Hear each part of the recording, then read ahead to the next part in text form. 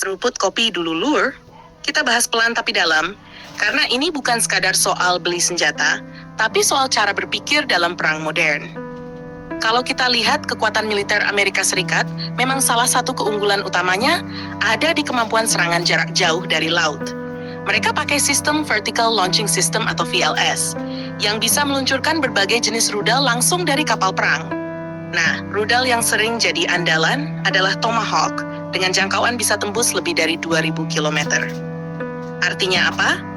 Kapal mereka bisa tetap berada jauh di tengah laut, bahkan di luar jangkauan radar lawan, tapi tetap bisa menyerang target di darat dengan presisi tinggi. Ini yang disebut konsep stand-off strike, menyerang tanpa harus masuk ke wilayah berbahaya.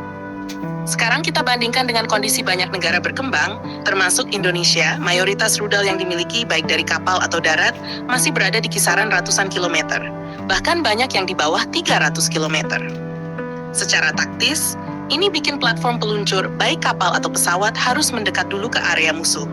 Disinilah risiko besar muncul, karena rata-rata sistem radar pertahanan udara modern bisa mendeteksi target di kisaran ratusan kilometer. Kita bicara radar kapal, radar darat, sampai radar pesawat AWACS. Kalau jarak tembak kita lebih pendek dari jangkauan deteksi lawan, maka kita yang lebih dulu terlihat sebelum bisa menyerang. Ini ibarat duel, tapi lawan sudah lihat kita duluan.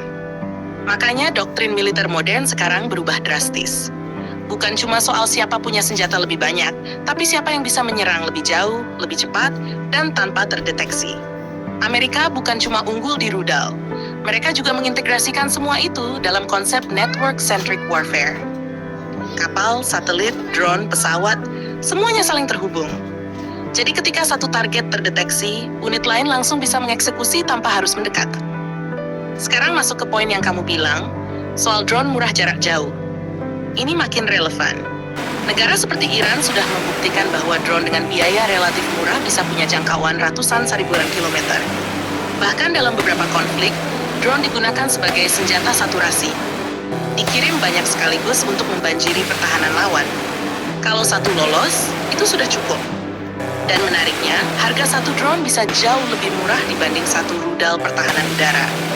Jadi secara ekonomi perang, ini sangat menguntungkan. Sekarang bayangkan skenario sederhana. Satu kapal dengan rudal jarak 2.000 km meluncurkan serangan dari luar jangkauan radar. Di saat yang sama, puluhan drone murah dikirim untuk mengganggu sistem pertahanan lawan. Radar lawan bingung, mana target utama, mana pengalih. Inilah bentuk perang modern. Nah, balik ke Indonesia. Apakah harus meniru? Jawabannya iya, tapi tidak bisa langsung copy-paste. Kenapa?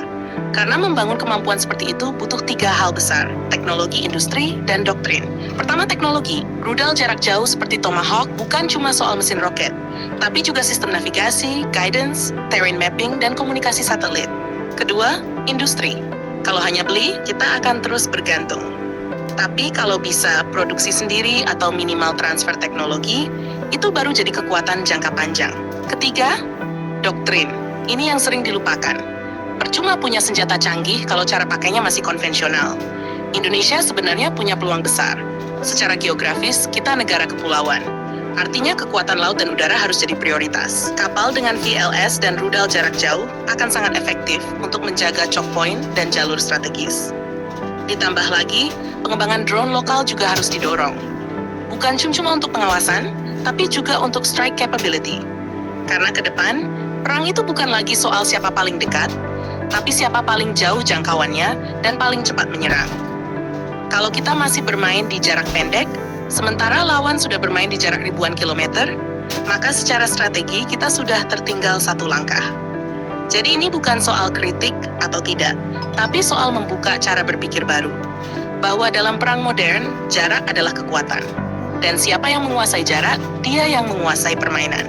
Jangan lupa subscribe, like, dan komen di bawah sambil ngopi.